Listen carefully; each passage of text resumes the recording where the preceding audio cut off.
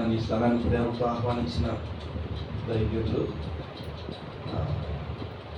సాత్విక్ అయ్య గారికి, అలాగే అమ్మగారికి కూడా ప్రత్యేక వందనాలు. అమ్మ అయ్యగారికి కూడా వందనాలు. దేవుని బిడ్డారా, మరి వారితో మాకున్నటువంటి సహవాసం 2 మాటలు మీతో నేను పంచుకుంటాను. సుమారుగా 2019 సంవత్సరం అప్పటి నుంచి ఇప్పటి వరకు కూడా దేవుని దయను బట్టి ఒక సహోదరులుగా, తర్వాత ఒక అన్నదమ్ములుగా హెచ్చుతగ్గులు లేకుండా మరి అనుభవంలో కానీ సేవా పరిచర్యలో కానీ నాకంటే ముందు భాగంలో ఉన్నారు సాత్విక్ అయ్య గారు. కానీ ఏ రోజు కూడా తనలో ఒక హెచ్చింపు కానీ, ఒక అతిశయం కానీ, లేదా తను పొగుడుకోవడం కానీ ఎన్నడూ కూడా ఈ పరిచయం ఇన్ని సంవత్సరం మేము ఎప్పుడు చూడలేదండి. మీ అయ్యగారి పేరుని బట్టే ఆయన కూడా అలాగే ఉన్నారు. ఏం పేరమ్మా అయ్యగారి పేరు? సాత్విక్ అయ్యగారు. అలాగే సాత్వికంగానే ఉంటారు అన్ని విషయాల్లో. ఒకసారి దేవుని స్తోత్రం చెప్దామండి. దేవుని బిడ్డలారా, మరి మేము సేవకి వెళ్ళిన తర్వాత సెమీ క్రిస్మస్లో పెట్టిన తర్వాత విజ్ఞాపన ప్రార్థనలు పెట్టిన, స్తుతి ప్రార్థనలు పెట్టిన అన్నిట్లో ఒక వ్యక్తి ఎప్పుడూ ప్రత్యక్షం అవుతూ ఉంటారు. ఆయనే సాత్విక్ అయ్య గారు. మా ప్రతి ప్రార్థనలో మేము ఏదైనా ప్రార్థన ఏర్పాటు చేసుకుంటే గడిచిన కొన్ని నెలల క్రితం ఒక సిస్టర్ గారికి ఫస్ట్ పాప పుట్టారు, ఆ తర్వాత బాబు పుట్టాలి. వాళ్ళ అత్తగారు అన్నారు, నీకు పాపే పుడతారు అని ఆమె అన్నప్పుడు ఆమె చాలా బాధపడింది. ఏం చేయాలని చాలా ప్రతి విషయంలో ప్రార్థన నేర్చుకుంటూ ఉండేది. డెలివరీకి వెళ్ళే సమయంలో దేవుడు ఒక విషయం చెప్తే ఆ విషయాన్ని ఆమె చెప్పాను. 5 సేవకులతో ప్రార్థన చేయిస్తాను, కంగారు పడవకు వెళ్ళండి అన్నప్పుడు సాత్విక్ అయ్య గారికి, అలాగే కొంతమంది రామపల్లి ఒక అయ్య గారు ఉన్నారు, పొట్టిపల్లి ఒక అయ్య గారు ఉన్నారు, ఇలా కొంతమంది కోనంగిలో ఒక అయ్య గారు ఉన్నారు. వీళ్ళందరూ చెప్పినప్పుడు సాత్విక్ అయ్య కూడా మాట అన్నారు, అయ్యా మేము ప్రార్థన చేస్తున్నాం, దేవుడు జ్యోతమ్మకి అబ్బాయి పుడతాడు, మేము ప్రార్థన చేస్తున్నాం, ఏం కంగారు పడద్దని చెప్పి అన్నారు. దేవుడు బిడ్డారా, వాళ్ళు అన్నారు. కానీ ప్రజెంట్ మేము అక్కడ ఉన్నాం కాబట్టి చాలా టెన్షన్ ఉంది. పొరపాటున అమ్మాయి పుడితే మా మీద గన్బెట్టి చేస్తారు. గన్బెట్టి నువ్వు తప్పు, నీ దేవుడు తప్పు, నీ సేవ తప్పు, ఎన్ని వస్తాయో. అబ్బాయి పుడితే మాకు విందులు వినోదాలు, అబ్బాయి పుట్టకపోతే కలప బాంబులు పడిపోతాయి. అలాంటి పరిస్థితుల్లో 5 సేవకులు చెప్పి ప్రార్థన చేస్తుండగా నేను కూడా అక్కడ అలాగే ఉండి ప్రార్థన చేస్తున్నాం. 2:30 సమయానికి డెలివరీ అయ్యింది. వెంటనే వాళ్ళ అమ్మగారు మొట్టమొదటి ఫోన్ అంటే మాకే ఏమైందంటే ఆమె బాబు పుట్టాడు. దేవుని స్తోత్రం చెప్దామండి. ఎంత సంతోషం అంటే, దేవుని బిడ్డలారా, వాళ్ళ సంతోషం ఏమి కానీ మా సంతోషం ఎక్కువైపోయింది. మాకు ఎంత సంతోషం అంటే వెంటనే అయ్యగారు వాళ్ళకి అందరికి, ఎందుకంటే అంత ప్రయాసపడి ప్రార్థన చేశారు. ఆ సమయంలో అయ్యగారు అక్కడికి వెళ్తున్నారు, బండి మీద వెళ్తేనే ఆ మాట చెప్పి అక్కడికి వెళ్ళి ప్రార్థన చేశారు. దేవుని దయని బట్టి ప్రజెంట్ కొన్ని నెలల క్రితం అక్కడ స్తుతి ప్రార్థన పెట్టినప్పుడు అక్కడ కూడా అయ్యగారు ఎందుకో తెలియదండి, దేవుడు ఇచ్చిన ఆ ప్రేమను బట్టి ఏ ప్రార్థన జరిగినా అయ్యగారు మేము ఫోన్ చేసినప్పుడు ఎప్పుడు రానలేదు. ఒక్కసారి మాత్రం పోయిన సంవత్సరం విజ్ఞాపన ప్రార్థనకి హైదరాబాద్ ఎక్కడికి వెళ్ళారు అంతే. కాబట్టి దేవుడు మా మధ్య ఇచ్చిన ప్రేమను బట్టి ఇది కడ వరకు, దేవుని రాకడ పర్యంతం వరకు ఒకరినొకరు ప్రార్థనతోనూ దేవుని యొక్క సన్నిధానంలో ఒకరినొకరు గౌరవించుకుంటూ ముందుకు సాగిపోవాలన్న ఆకాంక్ష. అపోస్తుల కార్యములు 9వ అధ్యాయము 31వ వచనాన్ని మనం చదువుకుందాం. కావున యోదయ, గలిలయ, సమరయ దేశములన్నంతటా సంఘము క్షేమాభివృద్ధి నొందుచు సమాధానం కలిగి ఉండెను. మరియు ప్రభునందు భయమును పరిశుద్ధాత్మ ఆదరణయు కలిగి నడుచుకొనుచు విస్తరించుచుండెను. ఈ మాటలు నాతో కలిసి మీరు చెప్పవలసిందిగా ప్రభు పేట మనం చేస్తున్నాము. సంఘము క్షేమాభివృద్ధి నొందుచు సమాధానము కలిగి ఉండెను, మరియు ప్రభునందు భయమును పరిశుద్ధాత్మ ఆదరణయు కలిగి నడుచుకొనుచు విస్తరించుచుండెను. చాలండి. దేవుని బిడ్డలారా, ఈ వాక్యాన్ని కొద్ది నిమిషాలు మనము క్షుణ్ణంగా పరిశీలన చేద్దాం. మనం చదువుకున్నటువంటి వాక్య భాగంలో సంఘము గలిలయ, సమరయ, యూదయ ప్రాంతంలో సంఘం ఎలా విస్తరింపబడుతుందంటే, సంఘము క్షేమాభివృద్ధి నొందుచు, ఎలాగమ్మా? క్షేమాభివృద్ధి నొందుచు సమాధానము కలిగి ఉండెను, మరియు ప్రభువునందు భయము కలిగి పరిశుద్ధాత్మ ఆదరణ కలిగి నడుచుకొనుచు విస్తరించుచుండెను. మంచిదండి. దేవుని బిడ్డలారా, ఈ మాట ఇంత సంఘము విస్తరించడానికి ముందు జరిగిన ఒక సందర్భం ఏంటంటే, ఆ ప్రాంతంలో సౌలు అనే ఒక వ్యక్తి ఉన్నాడు. ఈ సౌలు ఏం చేసేవాడంటే, దేవుని బిడ్డలు ఎక్కడ కూడుకున్నా ఆయనకి ఇష్టం ఉండేది కాదు. వాళ్ళని చంపాలని చిన్న బిడ్డలతో సహితము వాళ్ళు యేసు నామములో ప్రార్థించడం అతనికి ఇష్టం లేదు. భయంకరంగా ఒక హంతకుడిగా మారిపోయాడు. దేవుని బిడ్డలంటే ఇష్టం ఉండేది కాదు. వాళ్ళందరినీ కూడా అలాగా చంపుతూ మారణహోమం జరిగిస్తున్నటువంటి సౌలు ఒక రోజున ఇంకా కొన్ని ప్రాంతాల్లో శిష్యులు దాగి ఉన్నారని తెలిసి వాళ్ళు కూడా చంపాలని ప్రయత్నం చేయడానికి దమస్కు మార్గంలోకి వచ్చి, ఆ దమస్కు మార్గంలో కొన్ని పత్రికలు తీసుకొని అక్కడ ఉన్న ప్రజలు కూడా భయభ్రాంతులు చేయి చంపాలని ప్లాన్ చేశాడు. మీరు 9వ అధ్యాయం చదివితే. అయితే ఆ సౌలు అతనితో కొంతమంది ఆ దమస్కు మార్గంలోకి వచ్చేసరికి అకస్మాత్తుగా ఆకాశం నుంచి ఒక వెలుగు ఆయన మీద ప్రత్యక్షమైంది. ఏమండి, ఎన్నో ప్రాంతాలు తిరిగాడు సౌలు. ఆ గుర్రం మీద ఎన్నెన్నో మార్గాలను వెళ్ళాడు. కానీ దమస్కు మార్గంలోకి వచ్చేసరికి అకస్మాత్తుగా వెలుగు అతని మీద పడి నేల మీద పడిపోయిన పరిస్థితి వచ్చింది. గుడ్డివాడైపోయాడు. దేవుడు ఆయనతో మాట్లాడుతున్నాడు. సౌలా, ఎందుకు నన్ను హింసిస్తున్నావు? ప్రభువా, నువ్వు ఎవడివి అని ఈయన అంటున్నాడు. నువ్వేం చేయాలి అవన్నీ నేను చెప్తానని. దేవుని బిడ్డలారా, దమస్కు మార్గంలో భయంకరమైన హంతకుడు, భయంకరమైన క్రూరుడు, భయంకరంగా చిత్రవద చేస్తున్న ఒక సౌలు అనే వ్యక్తిని దమస్కు మార్గంలో దేవుని వెలుగు అతన్ని పట్టుకోవడానికి గల ప్రధాన కారణం ఏంటో తెలుసా? ఎన్నో ప్రాంతాలు తిరిగినా ఎన్ని చోట్ల ఆయన దర్శించలేదు. కానీ దమస్కు మార్గంలో ఎందుకు పట్టబడ్డాడంటే, దమస్కులో ఒక దైవజనుడు ఉన్నాడు. ఆయన పేరే అననీయ. దేవుని స్తోత్రం చెప్తామండి. అననీయ ఒక దైవజనుడు. వారి సంఘం సౌలు కోసం ప్రార్థన చేస్తున్నారు, బలమైన ప్రార్థన చేస్తున్నారు. ప్రభువా, సౌలు అనే వ్యక్తి ఈ ప్రాంతానికి రాబోతున్నాడు అని ఆ దమస్కు ప్రాంతంలో అననీయ అనే ఒక సేవకుడు వాళ్ళ సంఘం ఎంతో ప్రార్థన చేస్తుండగా ఆ దమస్కు మార్గంలో దేవుడు ఆయన పట్టుకున్నాడండి. దేవుడు ఎప్పుడైతే పట్టుకున్నాడో సంఘాన్ని చెదరగొడుతూ, సంఘాన్ని పాడు చేస్తూ, సంఘాన్ని నానా దెబ్బలు పెడుతున్న సౌలు దమస్కు మార్గంలో దేవుని చేత పట్టబడి ఆ తర్వాత వచనాలకు వచ్చేసరికి ఆయన ప్రభుని పూర్తిగా తెలుసుకుని తన మనసు మార్చుకున్నాడు. దేవుడు ఆయనతో మాట్లాడడం ప్రారంభించాడు. దేవుని పాత్రగా చేసుకున్నాడు. అక్కడి నుంచి సంఘము క్షేమాభివృద్ధి నొందుచు బహుగా విస్తరించడం ప్రారంభించింది. నా ప్రియమైన దేవుని బిడ్డలారా, ఈ ప్రాంతంలో ఈ సంఘం, ఈ ప్రాంతంలో ఈ దైవజనులు, ఈ ప్రాంతంలో ఈ సేవకులు, ఈ సంఘం చేసే ప్రార్థన సౌలు లాంటి క్రూరులైనా, సౌలు లాంటి వ్యక్తులైనా మార్చగలిగింది ఎవరై అంటే దేవుని సంఘం. దేవుని స్తోత్రం చెప్తాం.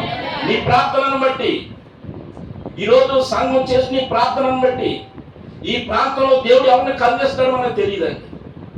దేవుడు ఎవరిని పట్టుకుంటాడో మనకు తెలియదు. దమస్కు మార్గంలో దేవుని చేత పట్టబడ్డాడు సౌలు. ఈ రోజు యొక్క శనివారపు ఈ యొక్క సిద్ధపాటు ప్రార్థన దేనికంటే అంటే మనం సిద్ధపరచుకుంటూ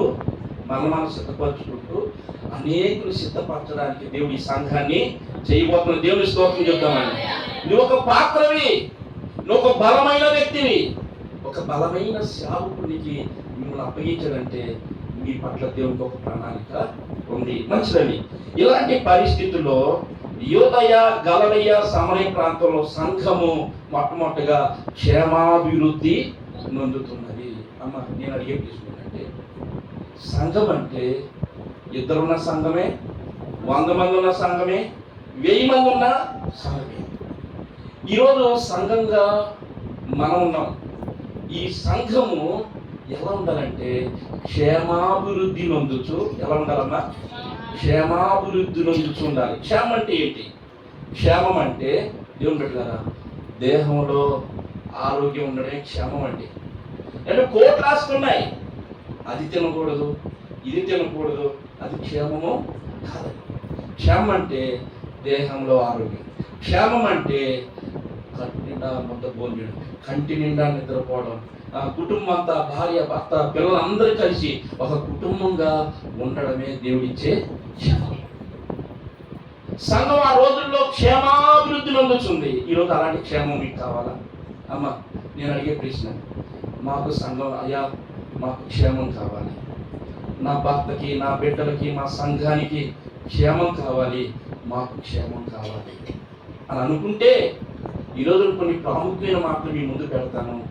అవి కనుక చేయగలిగితే, అమ్మ నువ్వు ఒక పని చేయి, దేవుడు చేసే పనులు అద్భుతాలు అన్నీ కాదు.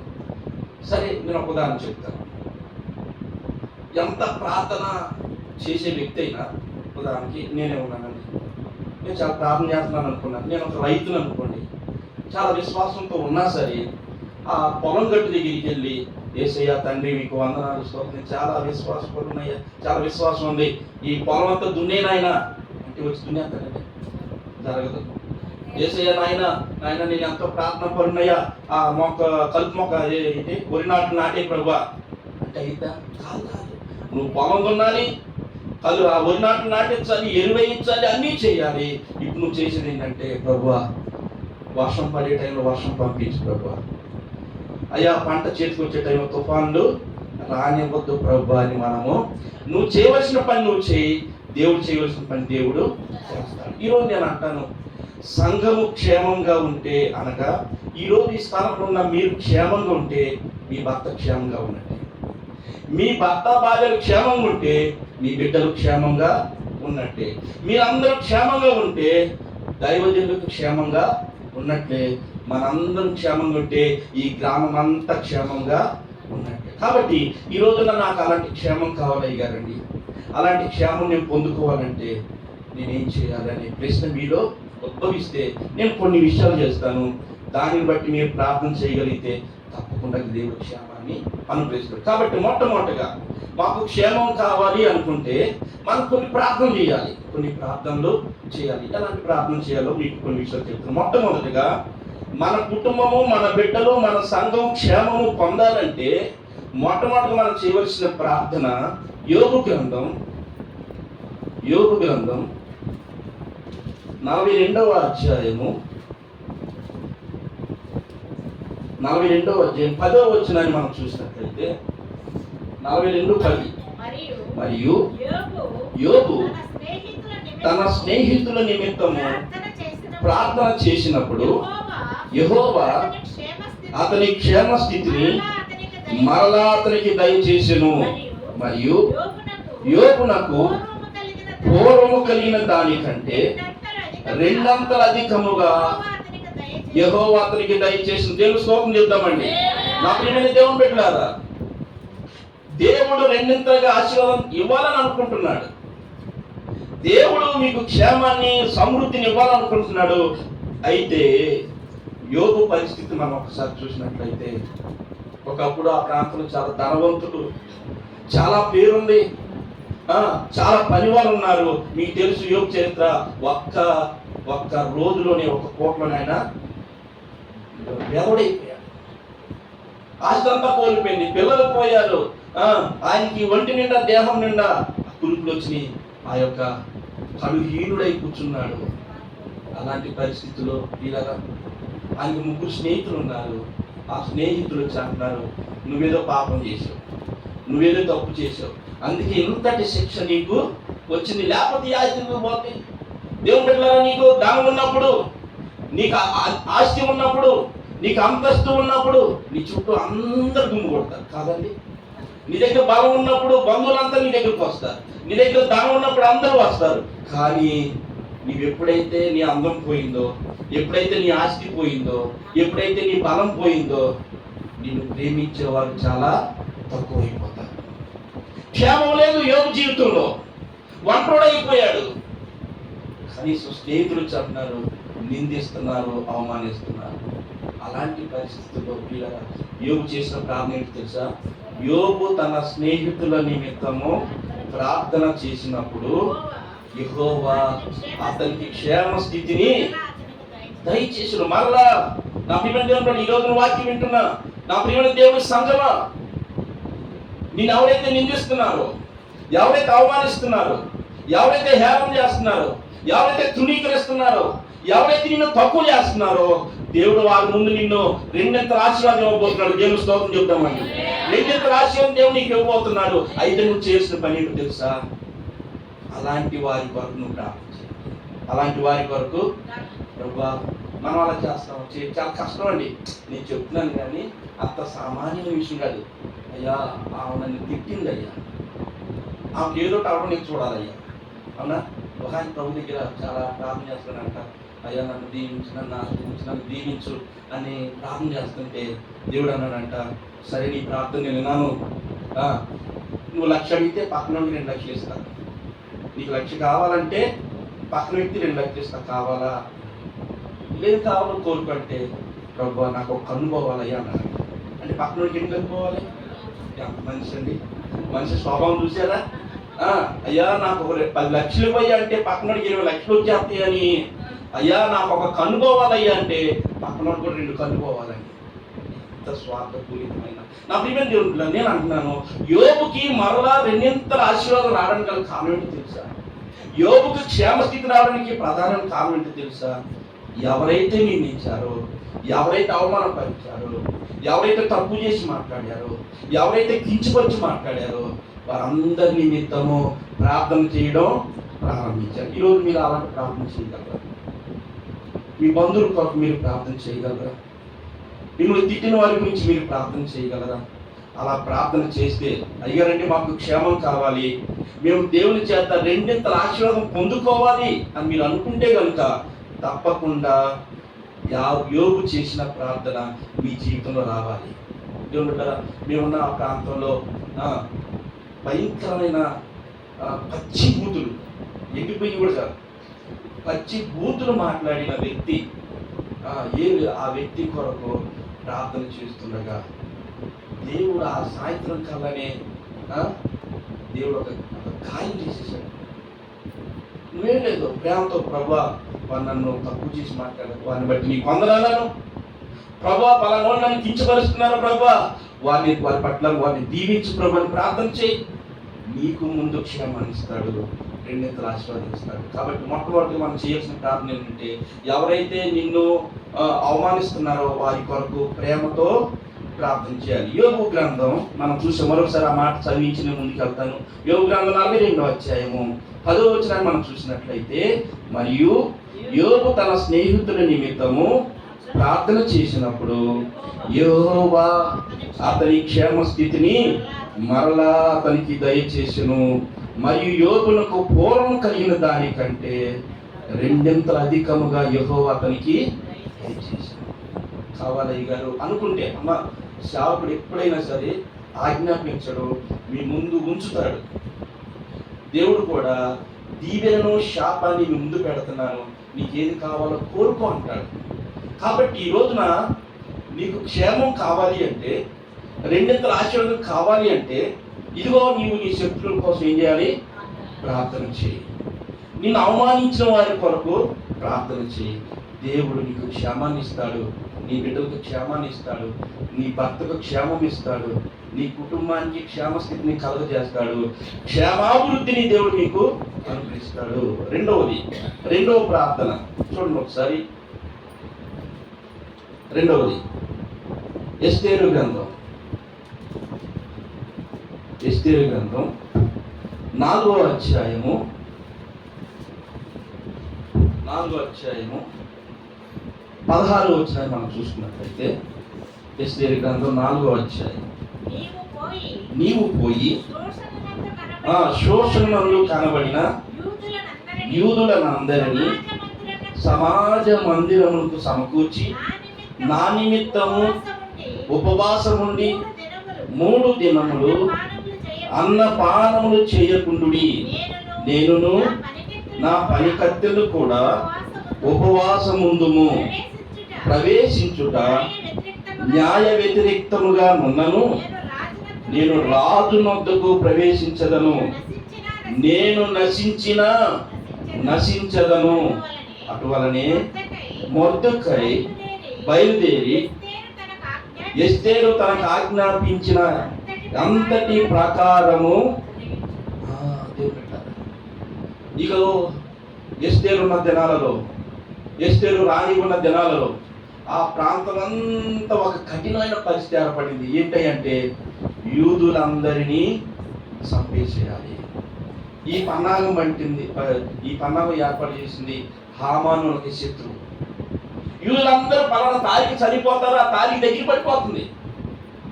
అలాంటి సమయంలో ఎస్తేరు ఒక శ్రేష్టమైన నిర్ణయం తీసుకుంది. ఏంటంటే మొద్దు కనిపిస్తుంది, శూషణ దగ్గరికి వెళ్ళండి, నా పనికర్తలు నేను ఇక్కడ 3 రోజులు ఉపవాసం ఉంటాం, యూదులందరికీ చెప్పండి 3 దినాలు అన్నపానాలు లేకుండా ఉపవాసం ఉండి ప్రార్థన చేయండి.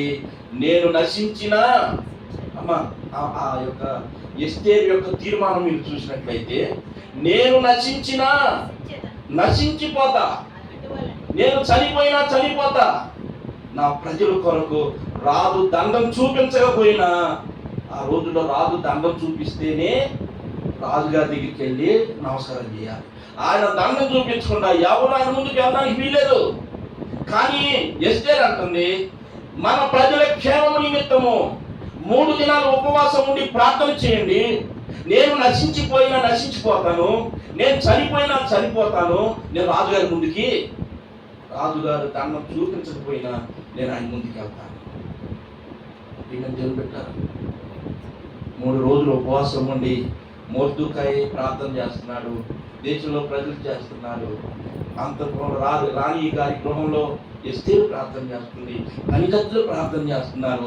ఉపవాస ప్రార్థనలు 3 దినాలు ఉపవాస ప్రార్థన చేస్తూ ఉండగా, దేవుని బిడ్డలారా, రాజుగారు దండం చూపించకపోయినా ఎస్తేరు ఆ ప్రార్థనకి వెళ్ళింది, రాజుగారి ముందుకు వెళ్ళింది. ప్రాణ భయము, నీ దండం చూపించనిస్తే శిరఛేదనం చేస్తారు. అలాంటి సమయంలో నేను నశించిపోయినా ఒక స్త్రీకి ఉండవలసిన మీరందరూ స్త్రీలే. ఒక స్త్రీకి ఎలాంటి ఉండదు తెలుసా? నేను చనిపోతాను, లేకపోతే నేను తిండి లేకపోయినా ఏమవుతుంది, కానీ నా భర్త రక్షింపబడాలి. దేవుని స్తోత్రం చెప్తామండి. నా బిడ్డలు రక్షింపబడాలి. నేను నశించిపోతాను. నా దేశ ప్రజలు క్షేమము లేకుండా పోయారు. కాబట్టి నేను ఉపవాసం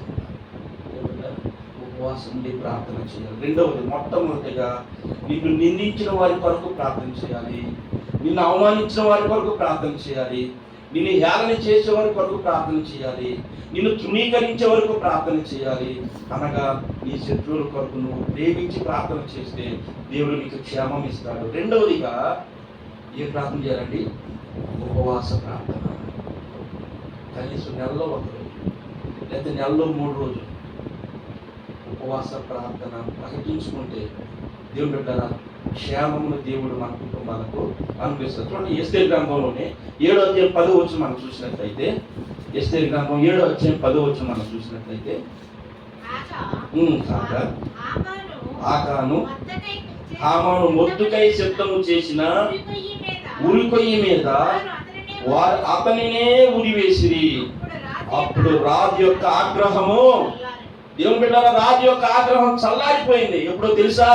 ఎస్తేరు యొక్క తీర్మానం, ఎస్తేరు యొక్క బలమైన ఉపవాస ప్రార్థన శత్రువును ఎక్కడైతే సిద్ధం చేశాడో, ఏ ప్రజలైతే చంపాలని ప్రయత్నం చేశాడో, ఎవరికి క్షేమం లేకుండా పోయిందో ఆ ప్రాంతంలోనే ఆ శత్రువుని ఏ ఉరికొయ్య మీద సిద్ధం చేశాడో ఆ ఉరికొయ్య మీదనే దేవుడు ఆయన ఎక్కించి రాజు యొక్క ఆగ్రహం సల్లారించాడు. దేవుడు బిడ్డలారా, మనం ఏమి లేదు, బలమైన ప్రార్థన ఉపవాస ప్రార్థన చేస్తూ ఉంటే మన శత్రువులు ఓడిపోతారు, మన శత్రువులు ఓడిపోతారు. మనకి దేవుడు క్షేమాన్ని చూడండి. ఎప్పుడైతే ఆ 3 దినాలు ఉపవాస ప్రార్థన చేసిందో వెంటనే ఆ దేశ ప్రజలకు ఏమొచ్చిందండి?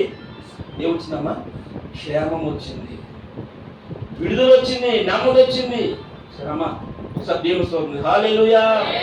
అందరూ మెప్పుకున్నారు నేను అనుకుంటాను, అవునా? మంచిది. కాబట్టి 2 ప్రార్థనలు మీ ముందు పెట్టాను. అమ్మ, మొదటి ప్రార్థన ఏంటి? ఏం ప్రార్థన చేయాలి? మాకు క్షేమం కావాలండి అనుకుంటే మన శత్రువుల కోసం ప్రార్థన చేయాలి. రెండవ ప్రార్థన ఏం చేయాలి? ఉపవాసం ఉండి ప్రార్థన చేయాలి. ఇక మూడో ప్రార్థన చెప్తాను, చాలా ప్రాముఖ్యమైంది. చూడండి ఒకసారి అపోస్తుల కార్యాలు, అపోస్తుల కార్యములు 12వ అధ్యాయము, అపోస్తుల కార్యము 12వ అధ్యాయము 3వ వచనం, 7వ వచనాన్ని, 3, 4 వచనం మనం చదువుకున్నాయి. యూదులకు ఇష్టమైన కార్యం అని తెలుసుకొని పేతురును కూడా పట్టుకొనిను.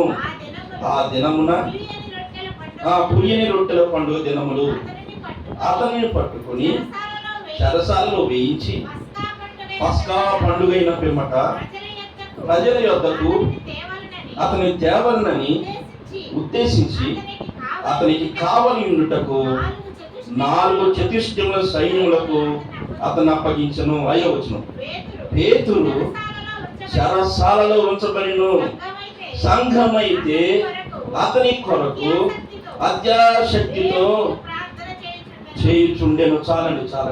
దేవుని బిడ్డలారా, ఇక్కడ దైవజనుడికి క్షేమం లేకుండా పోయింది పేతురు గారికి. ఏంటంటే పేతురు గారిని చెరసాల్లో వేయించి ఆ తర్వాత శిరఛేదనం చేయించాలి. ఇలాంటి పరిస్థితిలో, క్షేమం లేని పరిస్థితుల్లో సంఘం ఎలా ఉందండి? సంఘం ఎలా ఉంది? అత్యాశక్తితో ప్రార్థన చేయడం. ప్రభువా, మా సేవకుని దర్శించు, మా సేవకుని విడుదల ఉన్నాయినా. సంఘం ఎలా ప్రార్థన చేస్తున్నారు? అత్యాశక్తితో ప్రార్థన చేస్తుండగా. దేవుని బిడ్డలారా, మీ సేవకుల కొరకు మీరు ఎంత కన్నీరు కాల్చుకున్నారు తెలియదు. మీ సేవకులైతే జరుగుతున్న ప్రతి ప్రార్థనలో, సంఘం కొరకు ప్రత్యేకమైన ప్రార్థనలు చేయిస్తారు. వారు వ్యక్తిగతంగా బాహ్యంగా మేము ఇలా కనబడతాం, కానీ వాళ్ళ హృదయ వేదన, ఎందుకంటే మాకు తెలుసు, మేము కూడా ఆ పరిస్థితిలో వచ్చాము. మా వేదన ఎలా ఉంటుందంటే, సంఘాన్ని అభివృద్ధి చేయాలి. ప్రతి ఒక్క వ్యక్తి, వస్తున్న ప్రతి ఒక్క వ్యక్తి అభివృద్ధి చెందాలి, వాళ్ళు ఆశీర్వదింపబడాలి, వాళ్ళ బిడ్డలు ఆశీర్వదింపబడాలి. మీరు ఏదైనా ఆత్మీయంగా వెనకడు చేస్తున్నారు అనుకోండి, ప్రభు దగ్గర ఎంతో వేదన పడతారు. వాళ్ళని ప్రభు సమీపంగా తీసుకుంటారు. మీ దైవజనం కొరకు నువ్వు ప్రార్థన చేస్తే దేవుడు నీకు క్షేమాన్ని ఇస్తాడు. నీ దైవజనం కొరకు నువ్వు ప్రార్థన చేస్తే నీకు దేవుడు ఏమిస్తాడండి? క్షేమం ఇస్తాడు. ఇలా దేవుని సేవకుని కొరకు ఎవరైతే విజ్ఞాపన చేస్తారో, దేవుని సేవకుని కొరకు ఎవరైతే విన్నపాలు చేస్తారో, అదంతా దేవుడు తిరిగి మరలా మీకు దీవెనగా ఇస్తారు. ఎలా ఇస్తారండి? దీవెనగా ఇస్తారు. దేవుని స్తోత్రం చెప్తామండి. దేవుడు పెట్టారా? ఒకరోజు ఒక చోట చేసిన జరిగింది. ఏంటంటే, ఒక వ్యక్తి ఇలా సమ్మర్లోనే చదువు అయిపోయింది, అతను కొద్ది పేదవాడు. అయితే ఈ సమ్మర్లో పుస్తకాలు, పాత పుస్తకాలు ఇవన్నీ ఉంటాయి కదా, ఈ పాత పుస్తకాలన్నీ కొనుక్కొని అమ్ముకొని ఆ డబ్బుల్ని ఏం చేసేవాడు, నెక్స్ట్ చదువుకోవడానికి ఆ డబ్బులు పోగు చేసుకునేవాడు. అయితే ప్రతిరోజు ఆ సైకిల్ మీద తిరుగుతూ పాత పుస్తకాలు కొంటాం అని తిరుగుతూ ఆ పుస్తకాలు కొని అమ్ముతూ ఉండేవాడు. అయితే ఒకరోజు ఏం జరిగిందంటే, చాలా తిరిగాడు కానీ ఎవరు కూడా పుస్తకాలు అమ్మలేదు. అలాంటి సమయంలో బాగా అలిసిపోయాడు ఆ యొక్క వ్యక్తి. ఆ చిన్న 15-16 సంవత్సరం ఉండే బాగా కలిసిపోయి ఒక ఇల్లు ఉంటే ఆ ఇంటి అరుగు మీద కూర్చొని గ్లాస్ మంచిగా అడుగుదామని తలుపు కొట్టాడు. తలుపు కొడితే ఒక చిన్న పాప తలుపు తీసి బయటికి, ఎవరు కావాలండి అని అంటే, అమ్మ గ్లాసు నీళ్లు ఇస్తావా, దాహం అవుతుంది అని అంటే, అలాగేనని చెప్పేసి ఇంట్లోకి వెళ్ళి గ్లాసు నిండా పాలు తీసుకొచ్చింది. ఏంటండి గ్లాసు నిండా పాలు తీసుకొచ్చింది. అమ్మ మీ అమ్మ నేను అంటారేమో, ఏమంటారండి మా అమ్మలు ఎప్పుడు కూడా మాకు ఎవరైనా దాహం అడిగితే పరిస్థితిని బట్టి మన దగ్గర ఉన్నది ఇవ్వని చెప్తాను, ఏమవుతుంది అంటే పాలు తాగేసాడు. ఆ పిల్లడు వెళ్ళిపోయాడు. ఇలా కొన్ని సంవత్సరాలు అయిపోయిన తర్వాత ఈ అమ్మాయికి ఒక భయంకరమైన వ్యాధి వచ్చింది, ఒక మరణకరమైన వ్యాధి వస్తే అయితే ఇక చనిపోయే పరిస్థితి. ఆపరేషన్కి సుమారుగా 10 లక్షలు ఖర్చు అవుతుంది. అంత డబ్బు దగ్గర లేదు. అంత డబ్బు లేదు. సరే హాస్పిటల్ పెట్టారు. హాస్పిటల్లో పెడితే డాక్టర్ గారు చెప్పారు 10 లక్షలు అవుతుంది, సర్జరీ చేయకపోతే మాత్రం చాలా కష్టం అయిపోద్ది. ఈ సర్జరీ చేయడానికి ఒక స్పెషల్ డాక్టర్ గారు రావాలి, ప్రత్యేకంగా ఒక దీనికి స్పెషలిస్ట్ ఒక ఆయన ఉన్నాడు, ఆయన వచ్చి చేస్తేనే అయిద్దామంటే, అయ్యా నా వంతు ప్రయత్నం చేస్తానని ఆ తల్లి ప్రయత్నం చేస్తుండగా ఇంకా స్పెషలిస్ట్ వచ్చి ఆ అమ్మాయిని చూసినప్పుడు సర్జరీ చెప్తే చనిపోయే పరిస్థితి వస్తే సర్జరీ చేసేసారు. తల్లి నుంచి డబ్బు అంతా కూడగట్టుకోవడానికి అంత డబ్బు ఎవరు తీసుకుని వచ్చింది. ఈ అమ్మాయికి ఆపరేషన్ అయిపోయింది, వార్డులోకి ఇంకా ఐసీయూలో పంపించేశారు. పలుకు వచ్చి సిస్టర్ దగ్గరికి వచ్చి, సిస్టర్ ఎన్నో ప్రయత్నాలు చేశాను, ఆపరేషన్ చేయొద్దండి, ఎందుకంటే పరిస్థితి ఏం లేదంటే, అమ్మ ఆపరేషన్ అయిపోయింది, డాక్టర్ చేశారు. అమ్మ అంత డబ్బు నేను కట్టలేనంటే, ఒకసారి డాక్టర్ గారు ఇదేదో కాగితం ఇచ్చారు, ఈ కాగితం తీసుకొని అక్కడికి రమ్మన్నారమ్మ అంటే ఆ కాగితం తీసుకొని డాక్టర్ గారు రూమ్లోకి వెళ్ళింది. ఎవరు స్పెషలిస్ట్ డాక్టర్ దగ్గరికి వెళ్ళింది, ఆ రూమ్లో ఉన్నాడు. వెళ్ళింది, అయ్యా నేను అంత డబ్బు కట్టలేనయ్యా, ఆ పేపర్లో ఏముందో చూడమ్మా. ఆ పేపర్ తీసి ఓపెన్ చేస్తే ఈ 10 లక్షలు గ్లాసు పాలతో సమానము. అమ్మ దేవుడి స్తోత్రం చెప్తాం. ఎవరండి ఈ అమ్మాయి? ఆ రోజు పుస్తకాలు అమ్ముకోవడానికి ఆ ఇంటికి వచ్చినప్పుడు గ్లాసు పాలు ఇచ్చిందే ఆ అమ్మాయే. ఈ గ్లాసు పాలు తాగిన ఈ వ్యక్తి ఈరోజు స్పెషలిస్ట్ డాక్టర్ అయ్యాడు. ఈ అమ్మాయిని చూడగానే గుర్తుపెట్టాడు. ఒక్కసారిగా బ్యాక్ వెళ్ళిపోయి ఆ రోజు నాకు పాలు ఇచ్చిన అమ్మాయి, ఈ అమ్మాయి ఆ రోజు అంత త్యాగం చేసింది. ఈరోజు నా చేతిలో సర్జరీ చేసే కెపాసిటీ నాకు ఉంది కాబట్టి ఫ్రీగా నేను ఆపరేషన్ చేయాలని ఈ 10 లక్షలు ఒక గ్లాసుతో సమానం. ఆ కాగితం చూసింది, ఏంటయ్యా ఇదంటే, ఒకానొక సమయంలో మీ పాప ఇలా యాప్ చేసిందమ్మా, కాబట్టి మీకు 10 లక్షలు కట్టాల్సిన లేదు. ఒకసారి నేను హృదయంతో దేవుని స్వామి నిర్ణయమని దేవుని సేవకుల కొరకు నువ్వు ప్రార్థన చేసినా, దేవుని సేవకులు నువ్వు ఏ సహాయం చేసినా అది అంత దీవులో తెలుసు. అది చాలా అది దేవుడు ఉంచుకునేది కాదు. అందుకే ఒక రోజున యేసుప్రభు మత్తయి సువార్త ఏమంటారంటే, నేను హాస్పిటల్లో ఉన్నాను, మీరు నన్ను చూడడానికి వచ్చారు. నేను దాహం కొన్నాను, మీరు నాకు దాహం తీర్చారు. నేను చలితో వణికిపోతుంటే నాకు కష్టాలు ఇచ్చారు అంటే, అయ్యా నీకెప్పుడు చేసావయ్యా, నువ్వెప్పుడు వచ్చావయ్యా అంటే, అల్పుడైన ఈ నా సహోదరి చేశారు కాబట్టి నాకు చేశారు. అల్పుడైన ఈ నా సహోదరుడు అంటే, దేవుని బిడ్డలారా, చదువున్నా అంత జ్ఞానం ఉన్నా అంత బలం ఉన్నప్పటికీ కూడా ప్రభు కొరకు ఎన్ని ఉన్నా ప్రభు దగ్గరికి వచ్చే వాటికి ఏమీ లేనట్లుగా అయిపోయిన పరిస్థితి. ఆ అల్పమైన ఆ సహోదరికి మనం చేస్తే, అనగా మీ ముందు నిలబడిన మీ సేవకుని కొరకు నువ్వు ప్రార్థన చేయాలి. మూడోది, మన కుటుంబాల్లో క్షేమం రావాలి అంటే ఏం చేయాలమ్మా? నీ సేవకుని కొరకు ఎలా ప్రార్థన చేయాలి? అత్యాశక్తితో, ప్రభా నా సేవకుని దీవించబోయా, నా సేవకుని కుటుంబాన్ని, నా అనే పదం ఎవరైతే ఉపయోగిస్తారో దేవుడు కూడా నా కుటుంబము, నా బిడ్డలు అంటాడు. అనగా నీ సేవకుని కొరకు మన సేవకులు ఎలా ప్రార్థన చేయాలంటే, ప్రభువా నా సేవకుని దీవించండి, నా సేవకుని ఆశీర్వదించండి, నా సేవకుని ప్రతి పరిస్థితిని చక్కదిద్దండి అని మీరేం చేయాలంటే ప్రార్థన అత్యాశక్తితో ప్రార్థన చేసినప్పుడు దేవుడు మీ కుటుంబాల్లో క్షేమం ఇస్తాడు. అమ్మ ఎన్ని చెప్పానమ్మా?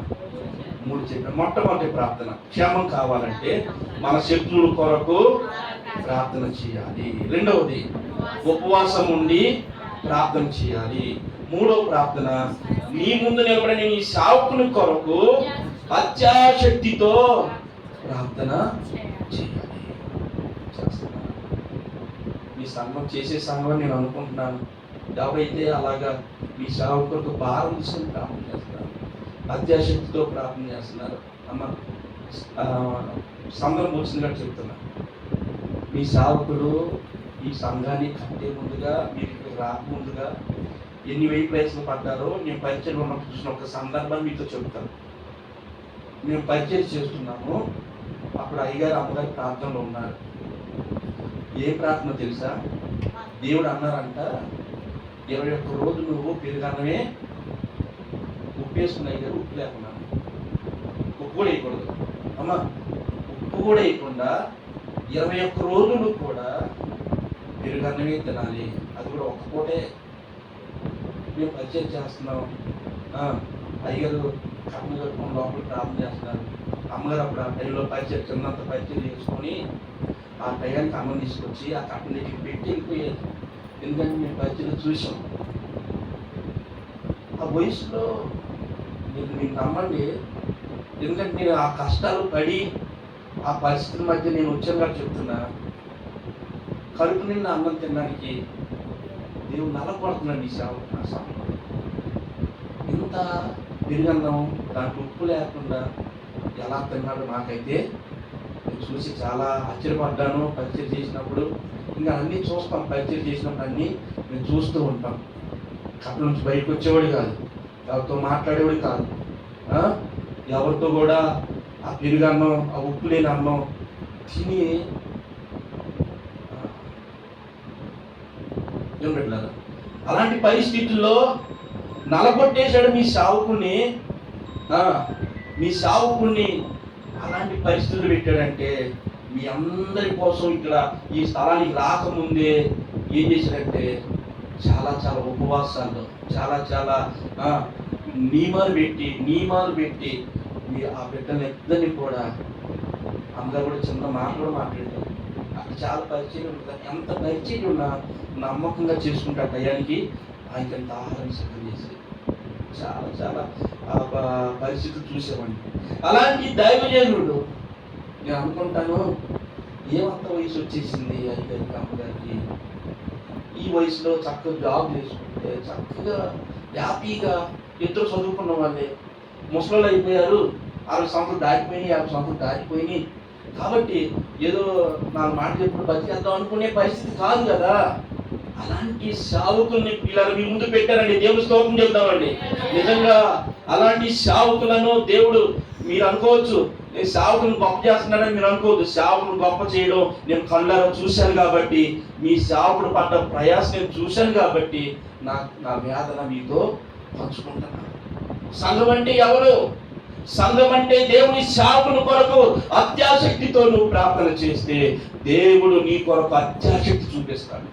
నీ దేవుని సేవకుని కొరకు శ్రద్ధ చూపిస్తే నీ విషయమే దేవుని శ్రద్ధ చూపిస్తాడు. ఇంత అయ్యో నా సేవకుడు ఇవాళ ఎలా ఉన్నాడు. మీరు నమ్మండి, మా ఏలూరు సంఘం చిన్నదే కానీ ప్రతిరోజు ఎవరు వచ్చి అయ్యా ఫోన్ చేశారా ఏం వండుకున్నారు. ఒకళ్ళైతే ఫ్రూట్స్ తీసుకొస్తారండి, ఒకరైతే కూరగాయలు తీసుకొస్తారండి. అంటే గొప్ప చెప్పట్లేదండి. సేవకుడంటే శ్రద్ధ, సేవకుడంటే బాధ్యత, సేవకుడంటే వాళ్ళకున్న గౌరవం. మీ సంఘంలో అలాంటి ఆసక్తి పరులని దేవుడు లేకును గాక. దేవుడు మీ సేవకుని పిండి, మీ సేవకుని ఇలాగ చేసేసి ఈ ప్రాంతంలో ఇలా కూర్చోబెట్టాడు. అలాంటి సేవకును మీ మధ్య ఉండడం నిజంగా మీ 2 చేతులు ఎత్తి చెప్తున్నాను. అలాంటి దైవజనురాల్ని మీరు కలిగి ఉండడం మీకు క్షేమము. దేవుని స్తోత్రం చెప్తాం గట్టిగా, హల్లెలూయా. నిజంగా మీ హృదయం అంతటితో ఒకసారి గట్టిగా దేవుని స్తోత్రం చెప్తాం. ప్రియమైన దేవుడు పెట్టారా, మీ శత్రు కొరకు ప్రార్థన చేయడం దేవుడు క్షేమాన్ని ఇస్తాడు. రెండవది, ఉపవాసం ప్రార్థన చేయండి, మీకు క్షేమం ఇస్తాడు. మూడవది, మీ ముందున్న సేవకుని కొరకు నువ్వు ప్రార్థన చేస్తే నీకు దేవుడు క్షేమాన్ని. ఎప్పుడైతే సంఘమంతా కలిసి అత్యాశక్తితో ప్రార్థన చేస్తున్నారో వెంటనే ఆ ప్రార్థన ముగింపు అవ్వకముందే దేవుడు తన దూతను పంపించి చెరసాలలో ఉన్న ఆ శాపుని బంధకాలు విడిపించి చేయబట్టుకొని బయటకు అలా తీసుకొచ్చి, పేతురు వెళ్ళిపో. దేవుడు సంఘం యొక్క ప్రార్థన మీరు ఎలా ఎంచుతున్నారో నాకు తెలియదు, కానీ అత్యాశక్తితో ప్రార్థన చేయండి, శాపం కోసం ప్రార్థన చేయండి. ఈ ప్రాంతంలో అనేక కుటుంబాలు దేవుడి స్థానాన్ని తీసుకురావాలని ఈ మందిరాన్ని, ఇంత పెద్ద మందిరం దేవుడు ఏర్పాటు చేశాడు. నీ బాధ్యత లేదా? నీ బాధ్యత లేదా? నీకు నిజంగా ఆసక్తి ఉంటే నువ్వు సంవత్సరానికి ప్రభా మనం చేయాల్సిన ప్రార్థన, మా సంఘాన్ని నేను చెప్పే మాట, ఒక్క వ్యక్తిని ప్రభా, ఒక కుటుంబాన్ని ఈ సంవత్సరంలో నా సాక్ష్యమైనా చెప్తాను, ఆ వ్యక్తి కొరకు ప్రార్థన అయినా చేస్తాను, లేకపోతే మా సేవకుని గురించి చెప్తాను. మా సంఘంలో పెట్టుందండి, ఎవరి దగ్గరికే వెళ్ళి ఏం చెప్పి తెలుసా, మా సేవకుడు ఎంత ప్రార్థన పరులో తెలుసా, ఎన్ని దర్శనాలు చెప్తారో తెలుసా, రా మా అయ్యగారితో మాట్లాడిద్దామని ఎలా మెడిట్ చేసిందో తెలియదు కండి, అలా తీసుకొచ్చి మందిరంలో కూర్చోబెట్టింది. మీలో అలాంటి ఆత్మ దాగి ఉందండి. మీరు కూడా అలాంటి పనులు మీరు చేయగలరు. ఎందుకంటే మీరు అంతటి ఆసక్తి దేవుడు పెట్టాడండి. మీ సంఘం చూసినప్పుడు నేను సంతోషిస్తాను. మీరు అందరూ అట్లాంటి ఆసక్తి ఉంది. మీరు నిజంగా అత్యాశక్తితో ప్రార్థన, ప్రభా ఈ సంవత్సరంలో నేను ఒక వ్యక్తి కొరకు ప్రార్థన చేస్తాను. ఎలా చేస్తారంటే అత్యాశక్తితో ప్రార్థన చేసి ఆ వ్యక్తి రక్షింపబడే వరకు కూడా నేను నీ సన్నిధిలో ప్రార్థన విలువను ప్రభావం తీర్మానం చేసుకోవాలి. కాబట్టి 3 విషయాలు చెప్పానండి. ఒకటి, శత్రువు కొరకు ప్రార్థన చేయాలి. రెండవది, ఉపవాసుడు ప్రార్థన చేయాలి. మూడవది, మన ముందున్న దైవ సేవకుల కొరకు అత్యాశక్తితో ప్రార్థన చేయాలి. 4 విషయం చెప్పి నేను ముందుకు వెళ్తాను. నేను 4 విషయాలు చెప్పాలనుకున్నాను. 4 విషయం చూద్దాం. చూడండి, దానియేలు గ్రంథం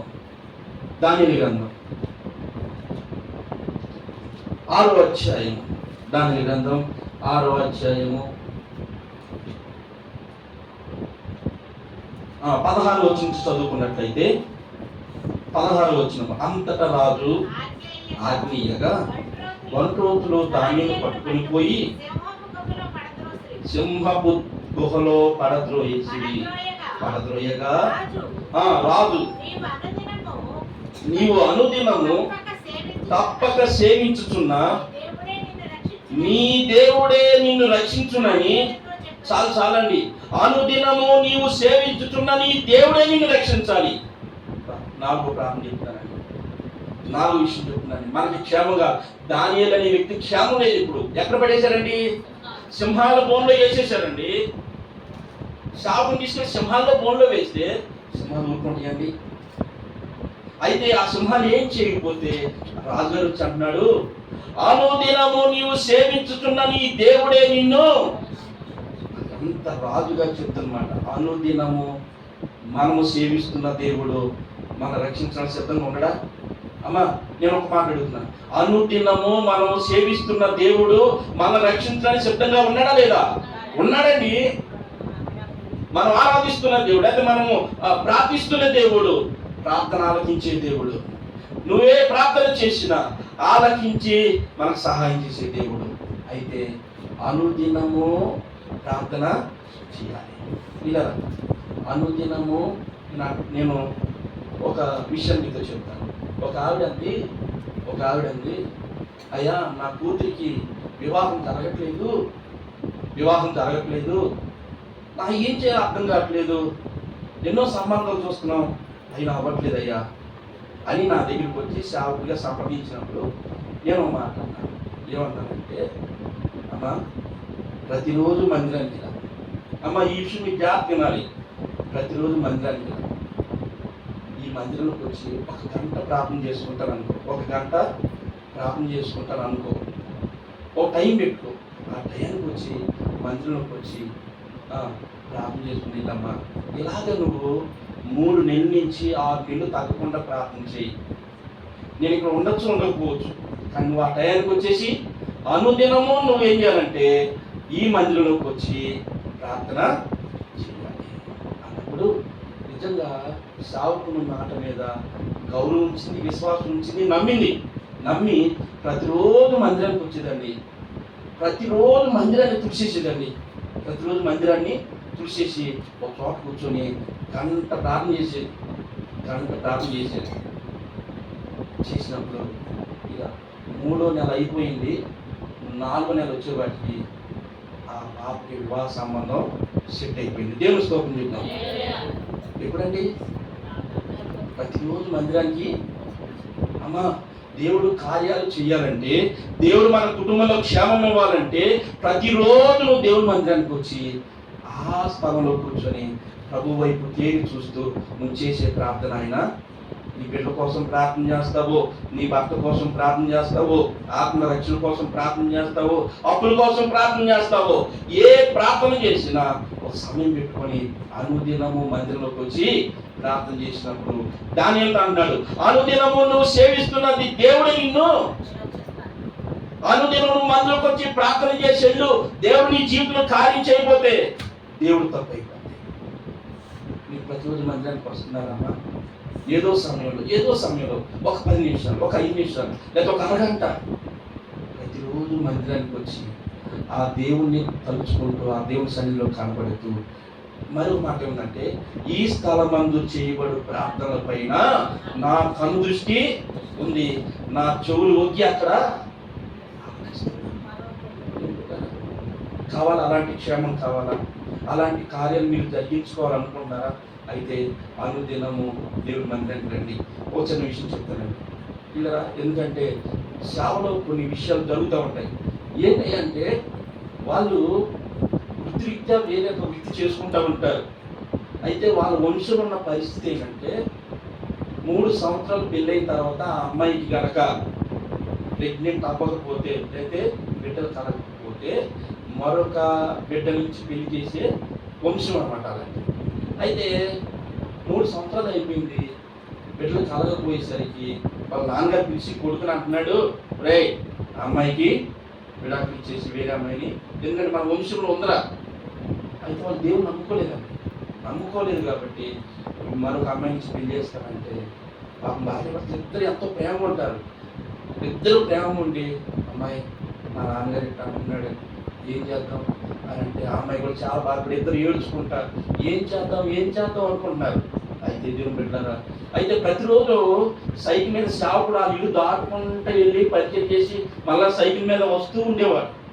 మీరు అనుకున్నారు భార్య భర్తలు ఇద్దరు అనుకున్నారు, అయ్యా ఇటు నుంచి ఒక సైకిల్ మీద సేవకుడు వెళ్తాడు కదా, సరే ఆపి కనుక్కున్న ఏం చెప్తాడో చూద్దాం అన్నప్పుడు ఒక రోజున ధైర్యం చేసుకున్నారు. ఆ సేవకుడు సైకిల్ వెళ్తాడు, కొద్దిగా వెళ్ళి ఆపేసేసి, అయ్యా మా పరిస్థితి, నాకు అమ్మాయి అంటే చాలా ఇష్టం, నేనంటే అమ్మాయికి ఇష్టం, మా బిడ్డలేనంటే బాధే లేదు, కానీ మా నాన్నగారికి అన్నాడయ్యా మమ్మల్ని ఏం చేయమంటారు అని సేవకుని అడిగితే, అమ్మ సాయంత్రం ఒకసారి చర్చి దగ్గర రండి మీతో మాట్లాడతాను. ఆ నాన్నగారికి తెలియకుండా ఈ భార్య భర్తలు ఇద్దరు వచ్చి సేవకు దగ్గరికి వచ్చి అడిగారు, ఏంటి అయ్యా రమ్మన్నారుగా వచ్చాం అంటే అన్నాడు, నువ్వు ప్రార్థన చేయొద్దు, ఏమి చేయొద్దు, నేను ఒక పని చెప్తాను, మీరు కనుక చేస్తే 3 నెలల నుంచి 6 నెలల వరకు ఈ పని చేస్తే దేవుడు కార్యం చేస్తాడు. అయ్యా అంతకంటే భాగ్యమే ఉంది, చెప్పని చేస్తాం. ఏం లేదమ్మా, ఆరాధన 10 గంటలకు ప్రారంభిస్తారు, మీరు ఒక అరగంట ముందు వచ్చేసారు మందిరంతా ఊరు చేసేసి చేపలు వేసేసి ఆరాధన 12 గంటలకు అయిపోద్ది. అయిపోగానే అందరూ వెళ్ళిపోతారు, మీరు చేపలను చుట్టూ పెట్టి ఊరు చేసి ఇలా చేయండి అమ్మ దీంట్లో పెద్ద పని ఉందా, పని చేయమన్నాడు అంతే అయ్యారు. ఇలా చేయండి అన్నప్పుడు నిజంగా ఆడబిడ్డ ఎంతో నమ్మి ప్రతిరోజు ఆరాధన 10 గంటల కంటే 9:15 కల్లా వచ్చేసి మందిరం అంతా క్లీన్ చేసి చేపలు వేసేసి దేవుడి సన్నిధిలో ప్రార్థన చేసుకుంటూ వచ్చిన ప్రార్థన, అయ్యా నేను చేపలు వేసాను, నీ ఇంటికి నేను శుభ్రం చేశాను, అయ్యా నాకు ఏదైనా కాయిస్తావా లేదా పాపిస్తావా అని అడుగుతూ ఉండేది. అలాగా పిల్లలు ఇద్దరు భార్య భర్తలు ఇద్దరు కూడా అలా వచ్చి చేపలు వేయడం 4వ నెల అయిపోయేసరికి ఏమంటారా, ఇది జరగకముందు ఏం జరిగిందంటే వాళ్ళ నాన్నగారు మళ్ళా పిలిచి ఏం ఆలోచించారా అంటే, అయ్యా మేమిద్దరము ఆ మందిరంలోకి వెళ్ళి అక్కడికి వెళ్ళాలనుకుంటున్నాం, ఎవర్రా ఏసీ దగ్గరికి వెళ్ళమంది, ఆ ఏసీ మన దేవుడు కాదు, అది ఇది అని అంటే, నానా మాకు ఒక 6 నెలలు టైం ఇవ్వు, 6 నెలలు దాటిన తర్వాత అమ్మాయి ఇలా అవ్వకపోతే నువ్వు అన్నట్టుగా ఈ మాట నెరవేరుస్తాం అని అన్నప్పుడు ఆ నాన్నగారు డౌన్ అయ్యి, అలాగైతే నీ ఇష్టం, నీకు 6 నెలలు టైం ఇస్తున్నా అని జరిగిన సందర్భం. ఈ అమ్మాయి 4-5 నెలలు అలాగే మందిరానికి వచ్చింది. ఏ ఇబ్బంది లేకుండా చాపలేయడం, తొడడం, పరిచయం చేయడం అంతా చేస్తుంది. మీరు నమ్మండి, నిజంగా 4 నెలల అమ్మాయి ప్రెగ్నెంట్. దేవుని స్తోత్రం చెప్తామండి. 4 నెలలకు వచ్చే వాటికి అమ్మాయి దేవుని ఎంత మహిమపరిచిందంటే, ఇలాంటి దేవుణ్ణి నేను ఎన్నడూ విడిచిపెట్టకూడదు. నా జీవితంలో ఒక బలమైన కార్యం చేసిన దేవుడు ఏమి చూసి చేశాడు మీకు చెప్పండి. ఆ అమ్మాయికి ఆ గర్భాలు ఏమి చూసి చేశాడు? ఏం చూశాడండి? అమ్మా కాదు, పరిచర్య. అనుదినము మందిరంలోకి వచ్చి, అనుదినము మందిరాన్ని శుభ్రం చేసి, అనుదినము మందిరంలో ఆ యొక్క ఆరాధన అయిపోయినాక చూడడం, చాపడం, ఇదే చేసింది. అమ్మా పరిచర్య చాలా విలువైంది. నేను మా సంఘానికి నేర్పించిన ఒక అమూల్యమైనటువంటి బాధ్యత ఏంటంటే పరిచర్య. అందుకు ఉదాహరణ మాట అంటారు, 3వ తరగతి నుంచి మా దగ్గర ఎదుగుతూ వచ్చాడు. నేను చెప్పేవాడిని, అయ్యా మందిరంలో పరిచర్య చేయాలి, మందిరం శుభ్రం చేయాలి, నీళ్ళు పెట్టాలి, ఇవన్నీ చేయండి, దేవుడు మీ జీవితంలో కార్యాలు చేయకపోతే నాకు అడిగిందంటే నిజంగానే ఎన్నో సబ్జెక్టులు ఫెయిల్ అయ్యేవాడు. అలాంటి ఫెయిల్ అవ్వకుండా దేవుడు అనేక కార్యాలు చేసుకుంటా ఈరోజు 80% మంచి మార్కులతో పాస్ అవ్వడానికి. అట్లయితే అనుకుని నేను ఫెయిల్ అయిపోతాను అనుకున్నాడు. కానీ ప్రార్థన చేశాడు, ఏమంటే ప్రభా నీ మందిరంలో పరిచయం చేస్తే దేవుడు ఆ పరిచయం ఫలం ఇస్తానన్నాడుగా, నన్ను పాస్ చేస్తే చాలు ప్రభా అని ప్రార్థన చేసుకునేవాడు. దేవుని బిడ్డలారా, ఆ పరిచయం బట్టి ఆ బిడ్డ జీవితంలో కార్యాలు. అమ్మ ఈ రోజున నా 2 చేతులెత్తి మీకు చెప్తున్నాను, మీ కుటుంబంలో క్షేమం కావాలి అంటే, మీ కుటుంబంలో దేవుడు ఆశీర్వాదం ఇవ్వాలి అంటే, ఈ రోజు మనం చూసాం దానియేలు దగ్గరికి వచ్చి ఒక రాజు అంటున్నాడు, అనుదినము నీవు సేవిస్తున్న నీ దేవుడే నిన్ను రక్షించాలి, నిన్ను కాపాడాలి. అనుదినము నువ్వు మందిరంలో కనబడితే నీ దేవుడు నిన్ను రక్షించడా, నీ బిడ్డను రక్షించడా, నీ బిడ్డలకి దేవుడు అద్భుత కార్యం చేయడా తప్పకుండా చేస్తాడు. కాబట్టి మనం చేయాల్సిన 4 ప్రార్థనలు మీ ముందు పెట్టానండి. సంఘం ఆ రోజులో క్షేమాభివృద్ధి పొందడానికి గల ప్రధానమైన కారణం ఏంటంటే, మొట్టమొదటి ప్రార్థన ఏంటమ్మా? ఒకరు చెప్పాలి, శత్రువుల గురించి ప్రార్థించాలి. 2వ ప్రార్థన ఉపవాసం ఉండి ప్రార్థించాలి. 3వ ప్రార్థన మీ దైవజనులకు అత్యాశక్తితో ప్రార్థన. 4వది అనుదినము నువ్వు దేవుని మందిరంలో పరిచర్య చేసే వ్యక్తి దేవుడు నిన్ను చూడాలి. పరిచర్య చేయగలిగితే కనుక, అమ్మ మీరు కనుక పరిచర్య చేయగలిగితే, ఇది బలవంతంగా చేసేది కాదు, నీ హృదయంలో పుట్టుకొచ్చి నా దేవుడు ఒక రోజున కార్యం చేస్తాడు అని కనుక నువ్వు తలంచి, ఇది నా దేవుని ఇల్లు, నా దేవుని నేను శుభ్రపరుస్తా, నా దేవుని ఇల్లు, ఇక్కడ నేను పరిచర్య చేస్తా, ఈ పరిచర్య ఫలం నీ పిల్లలకు దేవుడు ఉద్యోగాలు ఇస్తాడు, ఆ పరిచర్య ఫలము నీ భర్తకి మంచి ఆరోగ్యమో, లేకపోతే నీ కుటుంబాల్లో దేవుడు దీవెనో ఎలాగ కుమ్మరిస్తాడో నాకు తెలియదు, కానీ అనుదినము నువ్వు దేవుని మందిరంలో కనబడాలి. కనబడతారా అమ్మ? కనబడతారా? కనబడితే కనుక ఆశీర్వాదం మీ సొంతం అండి. ఇది ఎవరి అవసరంలా, దేవుడే మీకు ఆశీర్వాదిస్తాడు. కాబట్టి 4 ప్రార్థనలు మీకు చెప్పాను. ఈ 4 ప్రార్థనలు మీరు చేయగలిగితే కనుక ఆ రోజుల్లో సంఘం ఒకసారి చూద్దాం. అపోస్తలుల కార్యాలు 9వ అధ్యాయం, మనం మూలవాక్యం దగ్గరికి వచ్చినట్లయితే ఒకసారి అపోస్తలుల కార్యాలు 9వ అధ్యాయం 31వ వచనం, కావున యూదయ గలిలయ సమరయ దేశములందంతటా సంఘము క్షేమాభివృద్ధి నొందుచు, నేను చెప్పాను క్షేమాభివృద్ధి నందంటే కట్టబడుచు.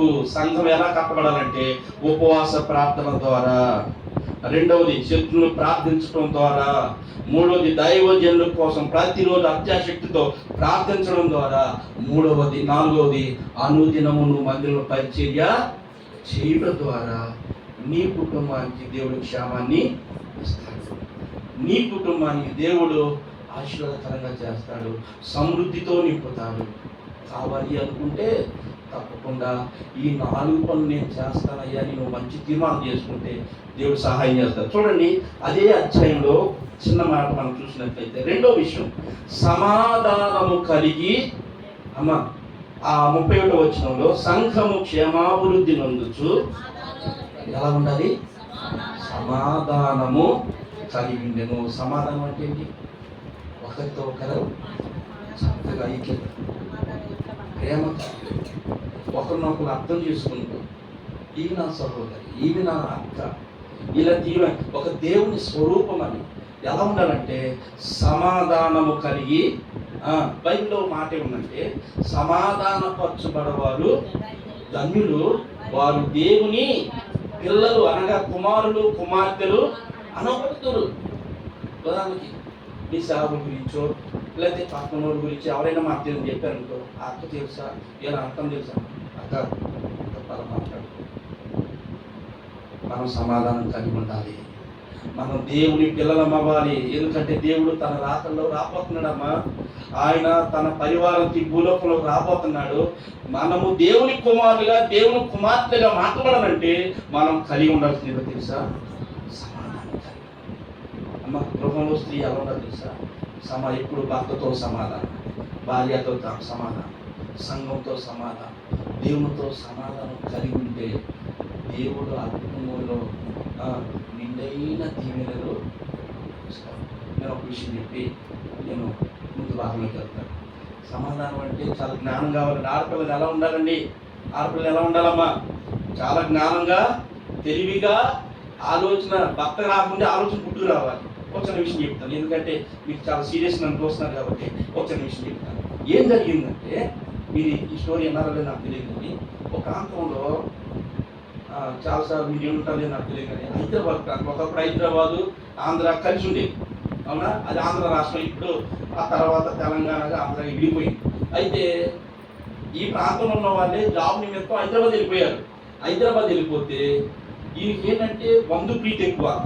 ఏంటమ్మా, చుట్టాలు వచ్చారనుకోండి, వాళ్ళకి గారెలు, పూర్లు, చికెను ఏది ఉంటే సమృద్ధిగా పెట్టి, సరే ఒక రోజు 2 రోజులు 5-6 రోజులు ఉంటే రోజు చికెను, రోజు గారెలు అంటే ఆవరణ ఎక్కడ ఉండిద్దమ్మా. సరే ఒక ఫ్యామిలీ వెళ్ళారండి, అయితే చక్కగా 4-5 రోజులు మంచి చూసి ఏం కావాలరా అని అడిగినా, ఏం కావాలరా, నాకు చేపలు కావాలా, చేపలు వచ్చేసి, ఇవాళ ఏం తింటారా, రొయ్యలు వచ్చేసి, ఇలాగ సమృద్ధి చూసి పెట్టి ఏం చేశాడంటే వాళ్ళ బంధువులందరూ ఫోన్ చేసి చెప్పేశాడు, పలానా హైదరాబాద్ వెళ్తే మనవాడు ఉన్నారా, అక్కడికి వెళ్ళండి, మనం చక్కగా చూసి పంపిస్తాడంటే ప్రతోలు వెళ్ళడం, వాళ్ళ ఇంటికి వెళ్ళాం. ఏ పనున్నా లేకుండా 4-5 రోజులు అక్కడ ఉండడం, అది ఒక చిన్న సత్వంగా మారిపోయింది. ఒకరు వెళ్ళిపోతే ఇంకో ఫ్యామిలీ వస్తుంది, ఒకరు వెళ్ళిపోతే ఇంకో ఫ్యామిలీ వస్తుంది. భార్య ఆలోచించిందండి, ఇదేంటి ఇచ్చారా, ఈ జీవితం నాకు వండి పెట్టడమే నా జీవితం అయిపోతుంది, ఏం చేయాలి ఆలోచించింది. సరే ఒక రోజు ఏం జరిగిందంటే, అమ్మ స్త్రీల గురించి చెప్తుంటే ఆపిల్లకి చాలా జ్ఞానం ఉండాలి. అయితే ఆలోచించింది, బాగా ఆలోచించి ఏం చేయాలి అనుకుంటుంది. ఒక రోజున ఒక ఫ్యామిలీ వెళ్ళిపోయింది, ఇంకో ఫ్యామిలీ షూట్ చేసి పట్టుకొని వచ్చేసారు. పట్టుకొని రాగానే ఆయన అన్నాడు, ఏంటమ్మంటారు, చికెనా మటనా అంటే, చికెన్ ఇస్తా, ఇవి కోడిను ఆయన తేవడం. సరే కోడి చేస్తానని చెప్పి వెళ్ళిపోయాడు. ఇంట్లోకి ఏం చేసింది తెలుసా, ఆ మూల పెద్ద రోకడ బండ పెట్టి దాన్ని పసుపు పూసేసి దాన్ని చంపేసి కొట్టుకుంటుంది. బంధువులు వచ్చారు, కాలేజీ కట్టుకున్నాక ఏంటి ఆ బండకి కళ్ళకు అద్దుకుంటున్నావు అని ఆ డౌట్ వచ్చి అడిగితే, మీకు తెలియదు అనుకుంటా, మా ఆయనకి డబ్బు పిచ్చి పట్టేసింది. ఏంటమ్మా, మా ఆయనకి డబ్బు పిచ్చి పట్టేసి ఒక మాంత్రికుడు దగ్గరికి వెళ్తే, ఇదిగో ఈ రోకటి బండకి పూజ చేసి రోజుకి ఒక తలకాయ పగల కొడితే, అబ్బా రోజుకి ఒక తలకాయ పగల కొడితే 101 తలకాయ నువ్వు పగల కొట్టేసావంటే నువ్వు ధనవంతుడు అయిపోతావు, నువ్వు పట్టుకుని బంగారం అయిపోద్ది అన్నారు. అందుకని ఈరోజు ఇప్పటి వరకు 66 తల పగల కొట్టేశాడు. ఈరోజు ఎవరితో తల పగిలిపోద్ది. అందుకే మా ఆయన వచ్చేలోపు మీకు ఏదో మంచిగా వండి పెట్టి మీరు తినేదంతా తలకాయ పగల కొట్టేసేస్తాడు. అందరు ఉంటారమ్మా. వచ్చినట్టు బ్యాగ్ సర్దుకు ఆ బ్యాగ్ పట్టుకుని మళ్ళా వాళ్ళు వెంటనే నడుచుకుంటూ వెళ్ళిపోతుంటే ఈయన సకలం కోడేసుకుని వచ్చేసి వాళ్ళు ఏరి అంటారు. వాళ్ళు నువ్వు చికెన్ తీసుకోవడానికి వెళ్ళావు కదా, నేను మసాలా నూరుతున్నాను, వాళ్ళు ఏమంటారు నాకు ఈ బండే కావాలంటున్నారు.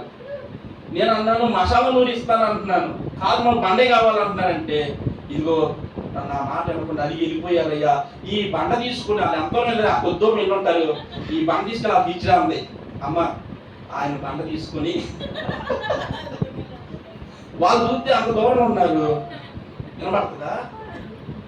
ఓ అన్నాడు, ఈ బండని చూపెడుతున్నాడు అంటే పండితో అని వాళ్ళకేం అర్థమవుతుందంటే మీకు అర్థమైపోతుంది. వాళ్ళకేం అర్థమైపోతుందంటే మీరు బండ తీసుకుని వస్తున్నాడు, ఇవాళ ఎవరు తలకాయి అమ్మ ఇటు పరిగెత్తేది తెలియదు, పరిగెత్తేసి వీళ్ళు వెళ్ళినట్టు ఉంటారా?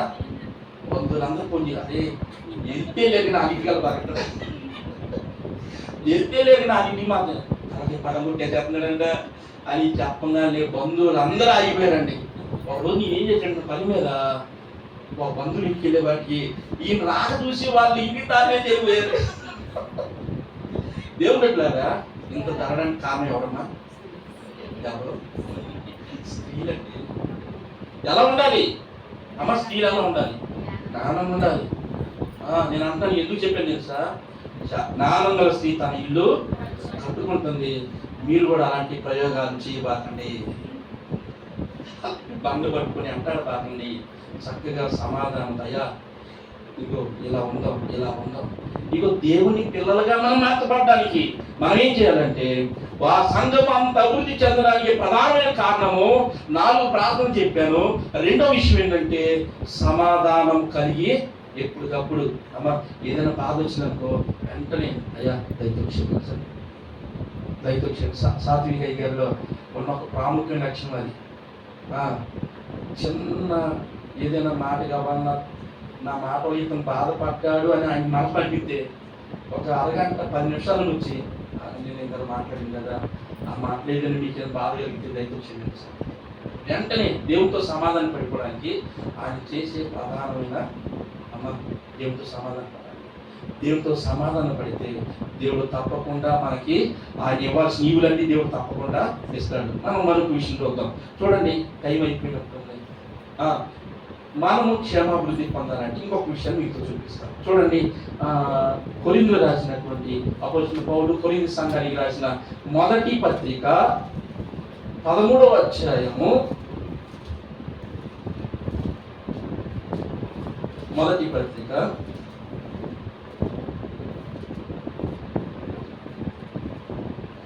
1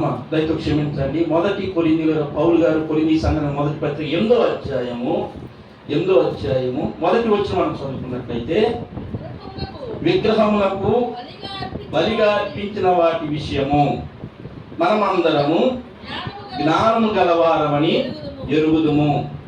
జ్ఞానము ఉప్పొంగ చేయును కానీ ప్రేమ క్షేమాభివృద్ధి కలుగు చేయును. చెప్పనమ్మ, ప్రేమ క్షేమాభివృద్ధి కలుగు చేయును. ప్రేమ నేను క్షేమాభివృద్ధి కలగాలంటే 4 రకాలైన ప్రార్థన చేయాలని మీతో చెప్పాను. రెండవది సమాధానం కలిగి ఉండాలని చెప్పాను. మూడవది ప్రేమ క్షేమాభివృద్ధి కలుగు చేయను. ప్రేమ మీరు అందుకని ప్రేమ కావాలంటే భర్తను ప్రేమించడమ్మా. ఒకేలా భర్త డ్రింక్ అయినా పర్వాలేదు, మీ మాట వినపోయిన పర్లా, మందిరం రాపోయినా పర్లా, కానీ ప్రేమతో ఆ వ్యక్తిని మనము జయించాలి.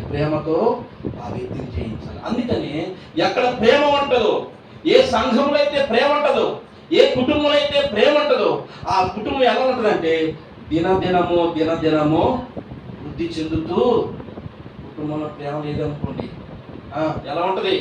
అది ఒక చిన్న సైజు నరకంగా ఉంటుంది. అదే ప్రేమ కలిగి ఉంటే, భర్తని భార్య క్షమిస్తూ, భార్య భర్తను క్షమిస్తూ, బిడ్డల కొరకు ప్రేమ కలిగి ఉంటే ఆ కుటుంబం ఒక పరలోకంగా ఉంటుంది. ఈ భూమి మీదే పరలోకాన్ని మనం చూడొచ్చు. ఆ నిత్యరాజ్యంలో పరలోకం కంటే ముందుగా అమ్మ ఈ ప్రేమ రావాలంటే చివరి నేను ముగిచ్చేస్తున్నాను. మాకు వివాహం అయింది. వివాహం తర్వాత మా ఇద్దరి మధ్యకు ఒక దురాత్మ వచ్చింది. ఏంటంటే అనుమానం. ఆరోగ్యం వచ్చేదే అనుమానం, మంచిది కదా. ఆరోగ్యం ఏమవుతుందంటే ముందు అనుమానం అవుతుంది. సరే 3 నెలల తర్వాత మా ఇద్దరి మధ్యకి ఒక అనుమానం దగ్గర వచ్చేసింది.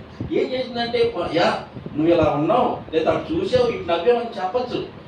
చెప్పకుండా మనసులో దాచేసుకొని అర్ధరాత్రి 1:30, 2 అవుతుంది. ఆ 2 అవుతున్న సమయంలో ఒక శబ్దం అవుతుంది. ఏంటా శబ్దం? కళ్ళు చూస్తే ఇన్ని ట్యాబ్లెట్లు చేతులను పట్టుకొని లాస్ట్ నీళ్ళ ఈ ట్యాబ్లెట్లు వేసేసుకోవాలి, చచ్చిపోవాలి. ఎందుకంటే నా భర్త ఏదో ఏమున్నది అక్కడ దయ్యం పెట్టేది అంతా. నాకు మెరుకొచ్చిన గ్లాసులో కొడితే నీళ్ళు పడిపోయి ఏం చేస్తాం చెప్పండి, ఏంటి అని అడిగితే నువ్వు ఉదయం ఫలానా వ్యక్తిని చూసి నువ్వు నవ్వావు. నవ్వినా తప్పేనా? నవ్వకూడదా?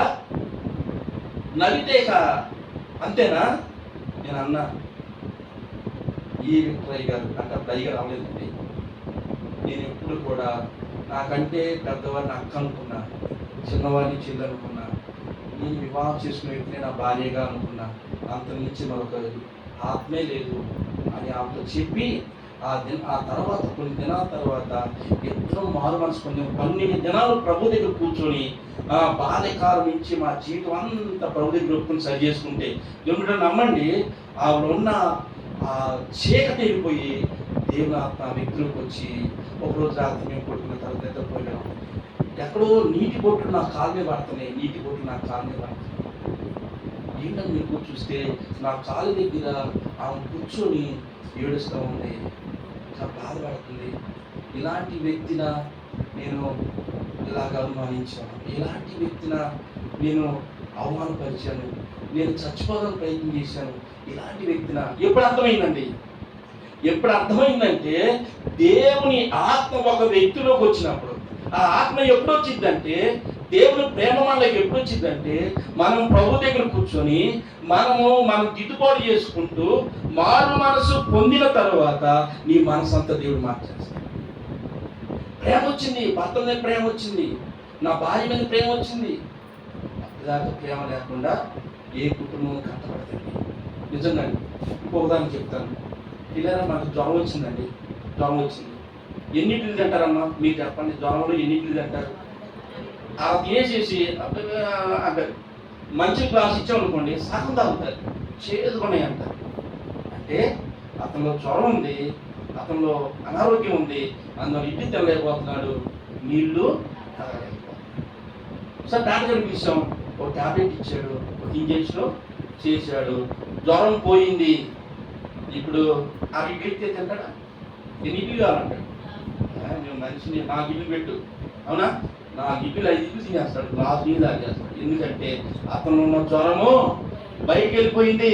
దేవుని బిడ్డలారా, ఎప్పుడైతే ప్రభు దగ్గర కూర్చొని నీ పాపాలని ప్రభు దగ్గర ఒప్పుకొని విడిచిపెడతావో నీలో ఉన్న ఆ ప్రతి కల్మషం పోయిన తర్వాత నీలోకి దేవుడు వస్తాడు, నిన్ను ఆత్మతో నింపుతాడు, నీలో ప్రేమ పుట్టిస్తాడు, నశించిపోతున్న ఆత్మలో ప్రేమ కలిగిస్తాడు, నీ భర్తలో ప్రేమ పుట్టిస్తాడు, నీ భార్యలో ప్రేమ పుట్టిస్తాడు, నీ బిడ్డలో ప్రేమ కలిగిస్తాడు. ఆ ప్రేమ క్షేమాభివృద్ధి కలిగజేసింది. ఎక్కడికయ్యా అంటే దేవుడి నిత్యరాజ్యంలో ఆయన చూసేవాడికి నీ ప్రేమ కావాలండి. అలాంటి ప్రేమ, అలాంటి ప్రేమ నీ కుటుంబంలో శాశ్వతంగా నిలిచిపోవాలంటే అమ్మ మీరు చేయవలసింది మీ శత్రువుల కొరకు ప్రార్థన చేయండి. ఈరోజు స్టార్ట్ చేయండి. అమ్మ నాకంటే దైవజనులు చాలా మూల్యమైన మాటలు చెప్తారు, మేము ఇలా చెప్పాలి వెళ్ళిపోతాం, కానీ చాలా మూల్యమైన. ఒకటి, మీ శత్రువుల కోసం ప్రార్థన చేయండి. రెండవది ఉపవాసం ఉండి ప్రార్థన చేయండి. మూడవది మీ దైవ సేవకుల కోసం అత్యాశక్తితో ప్రార్థన చేయండి. నాలుగవది అనుదినము అందులో పరిచయం చేయండి. ఐదో విషయము సమాధానం కలిగి ఉండండి. 6వ విషయం ప్రేమ కలిగి, ప్రేమ ఎక్కడ ఉంటుంది అక్కడ క్షేమాభివృద్ధి ఉంటుంది. ఈ విషయాలను పట్టుకోండి, చెయ్యండి, మంచి తీర్మానం చేసుకోండి. ఎస్తేరు లాంటి తీర్మానం మనలోకి రావాలి అండి. ఈ రానున్న రోజుల్లో మనిషి ఎలా ఉండదు తెలుసా? ప్రభువా బ్రతుకుట క్రీస్తే, చావైనా నీ కొరకు చచ్చిపోతున్నాయి, లేకపోతే నీ కోసం బ్రతికిస్తావు, నీ కోసం బ్రతుకుతా, నీ కోసం. అలాంటి తీర్మానం రా. ఎస్తేరు లాంటి తీర్మానం, నేను నశించినా నశించదను, నేను ఆ రాజుగారి ముందుకు వెళ్ళి నా ప్రజల క్షేమం కొరకు ప్రాణాలైనా అనిపిస్తాను. నీ భర్త కోసం నువ్వు ఆ మాత్రం త్యాగం చేయలేవా? నీ పిల్లల కోసం ఆ మాత్రం త్యాగం చేయలేవా? నీ సంఘం కోసం ఆ మాత్రం త్యాగం చేయలేవా అమ్మ? కాబట్టి ఈ మాట మీరు చిన్న ప్రార్థన చేసుకోండి. నేను ప్రార్థన చేస్తాను. దేవుడి కొద్ది మాట దీవించిన దాకా.